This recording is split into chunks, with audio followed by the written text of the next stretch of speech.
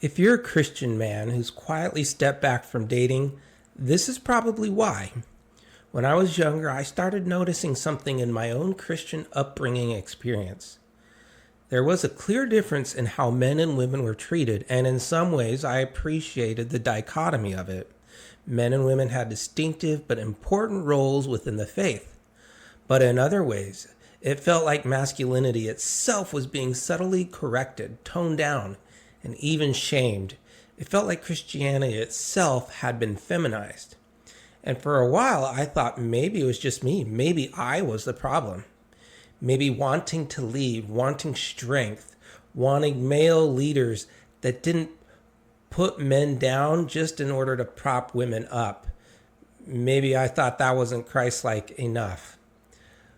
But then I started talking to other men, and they were feeling the same alienation. So before we even talk about what to do about dating, we have to even ask the harder question. Is the modern church actually becoming more feminine? Because if it is, that changes everything.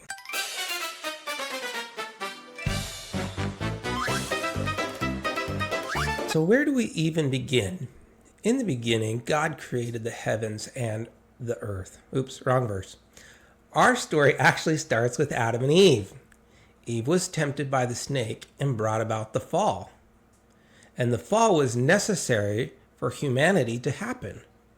But will women bring about the fall of the church? And is this fall also necessary for humanity? The answer to both of these questions is probably not.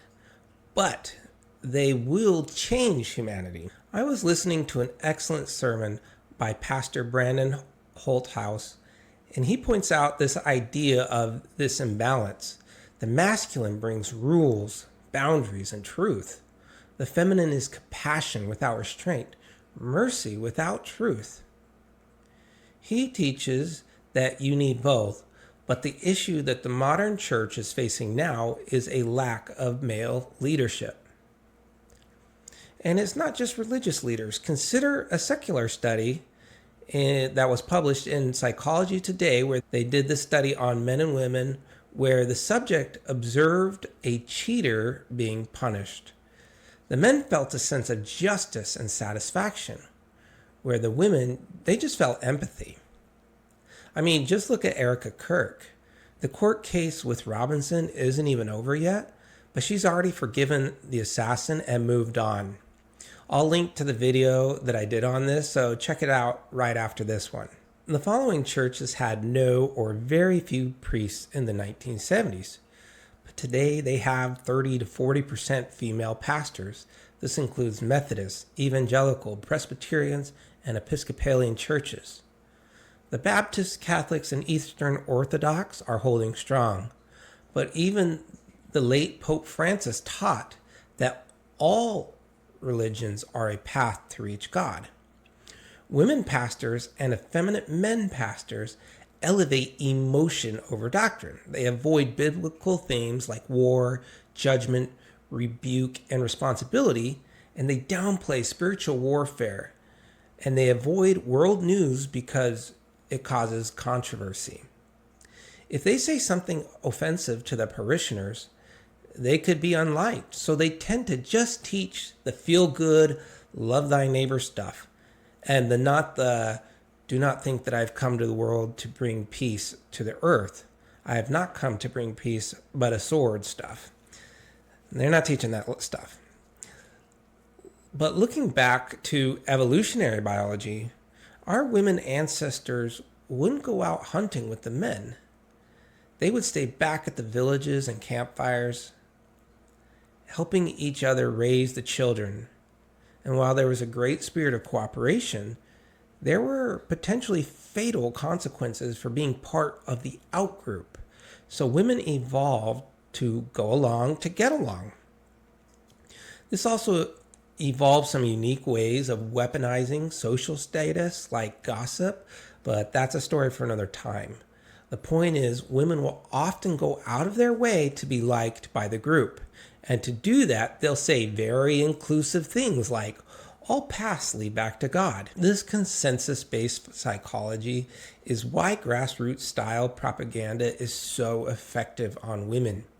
If you can blast enough AstroTurf examples of female pastors, women will start wanting to be pastors.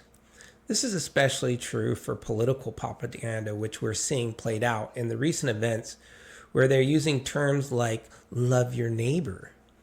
There's a reason they're using that specific language, and that's because that specific propaganda is intended to target Christian women. Moving forward from our ancient paleo ancestors to early Christianity, I'm going to paraphrase Professor Nancy Percy and argue that the church has always been appealing to the feminine.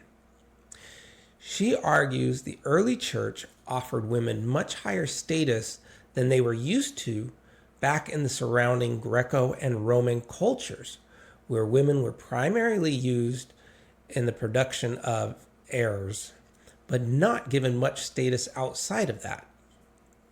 She also argues that Jesus touching women and healing them was very countercultural, and that finally Jesus' treatment of children was so novel. Up until that point, infanticide was quite common.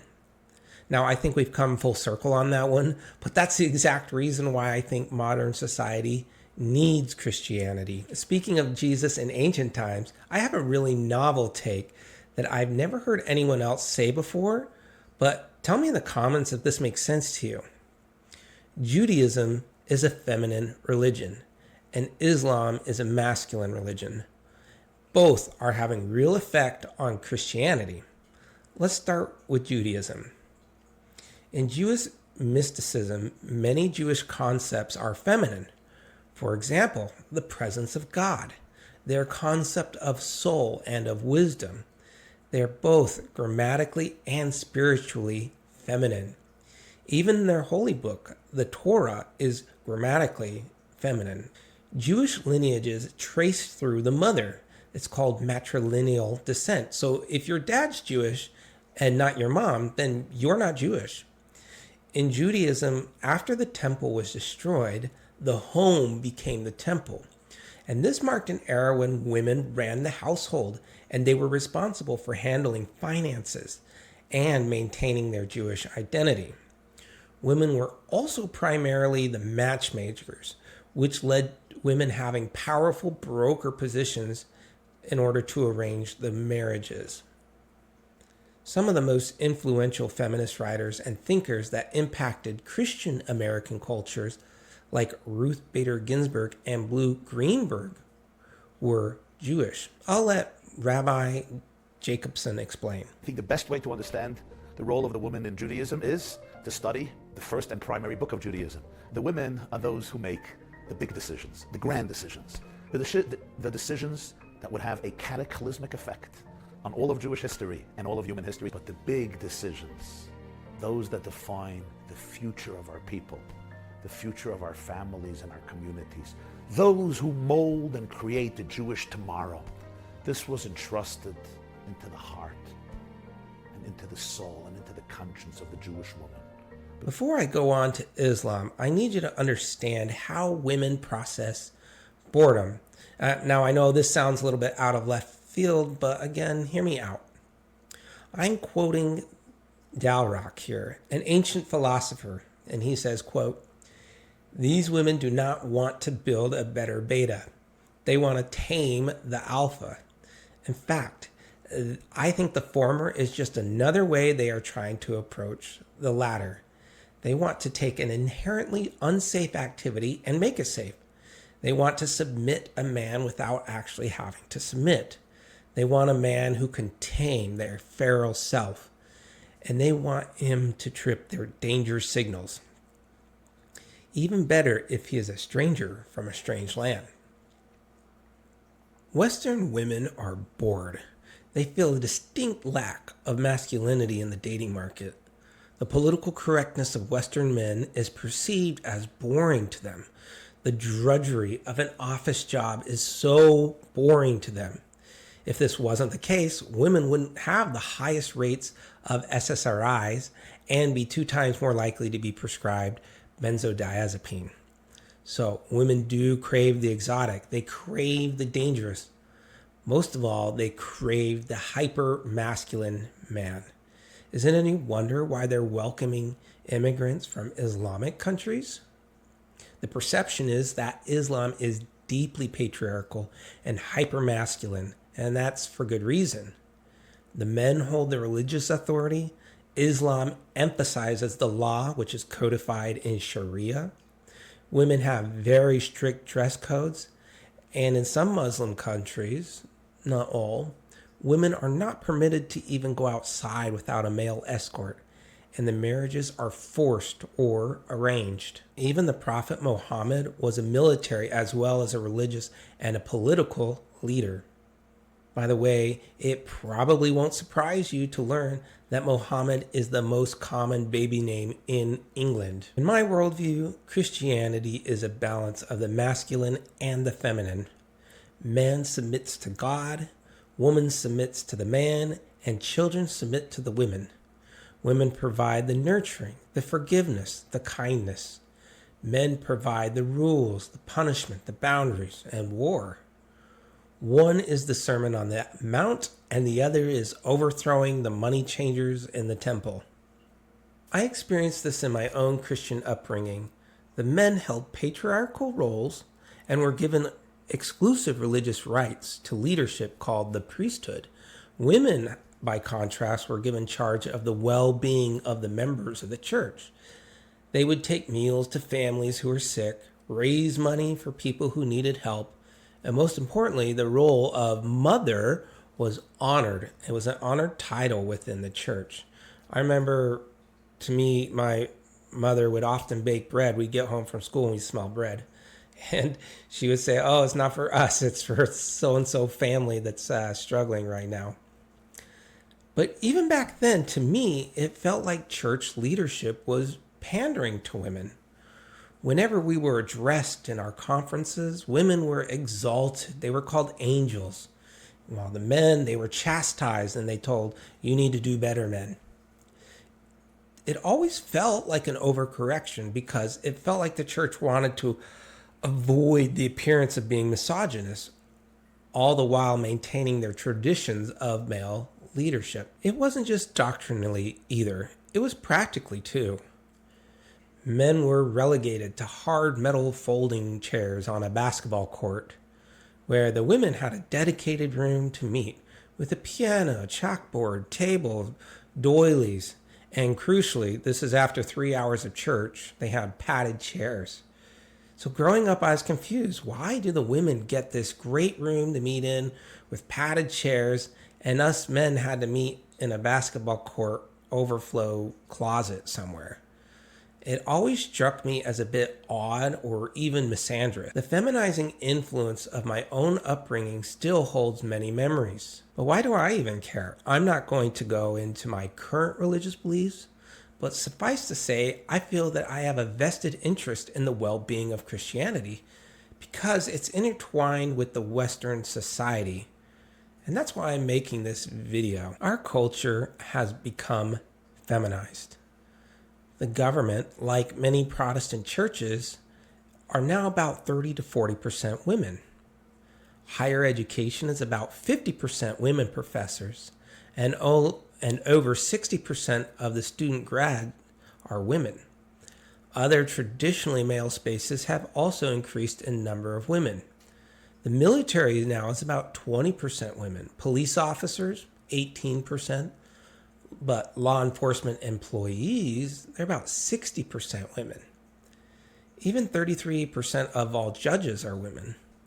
So, just like a rising tide lifts all boats, the more women in an institution, the more feminized it becomes. Outside of careers, women are also the primary spenders of all households. So every business out there that wants to make money knows it needs to cater to women or miss out on the largest share of spending. Women are also given the sole custody of children in divorces 80 to 90% of the time. So where does this put modern dating? Modern Christian men are walking away from dating. In church settings, men often report feeling outnumbered or discouraged. There's a distinct pressure to provide for a family in a time where even just providing for yourself seems impossible. So some Christian guys mention that they have very high expectations from women. This can be influenced from their friends and family. And a lot of guys also feel like they're being friend zoned despite leading in the faith. And they also feel pressure that they can't date outside of their church or church community. And so a lot of guys are quitting entirely. Broader modern dating issues like unrealistic standards or entitlement also exacerbate this feeling. Now, I want to help you guys out with this, so let me give you some tips that will help you put things in perspective. The more masculine you are, the more feminine your future wife will become. And what I mean by this is our modern secular education is churning out lots of women who have few, if any, masculine role models in their life. Even within the church, there's a distinct lack of masculinity.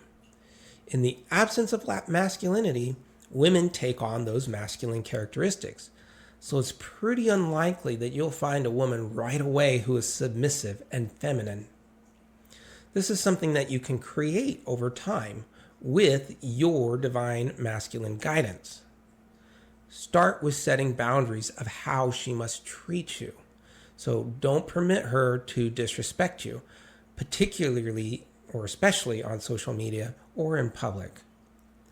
Don't let her shame you into a weekend trip to Vegas with her girlfriends. Secondly, your religiosity is just not attractive. I'll say that again. Your religious piety is not attractive. It's not unattractive either, but don't just think that because you are so righteous, God will give you a woman. That's not how the game works. In modern dating, God gives women to attractive men. Your goal is to become attractive. By the way, if modern dating is something you'd like help with, I'll put in the link in the description box. Third tip, take the white pill. Be optimistic. Many people are publicly making a return to Christianity in the wake of clown world. So you can't really control what women do, but you can control what you do. So become the best version of yourself. Build yourself, your family, your religion, and your community in that order. The pendulum of society has been so far feminine for so long that the masculine swing back will be glorious. I'm extremely optimistic because I see a return to traditional values. I see a return to masculine leadership and feminine support of the masculine. Remember, hard times make good men, and that's what we're going through right now. If you like this video, I think you'll like this one too. Yeah, this one too, where I cover what not to do with women so that they'll respect you. Thanks for watching. Now, if you stayed this long, that's amazing. I'm going to leave you with one of my favorite Bible passages in Judges 7, where the Lord told Gideon to whittle his army down. The men that drink water from their hands rather than lapping it up like a dog would be the men with whom he'd win the war. So modern dating is like an evolutionary culling event. Most men are just not going to have children and procreate, which is great news for you because if you want to, you now have fewer men to compete with, just like the army of Gideon. There's going to be a great purge, there's going to be a great culling, and only the stronger survive. So keep that in mind. Thanks again for watching.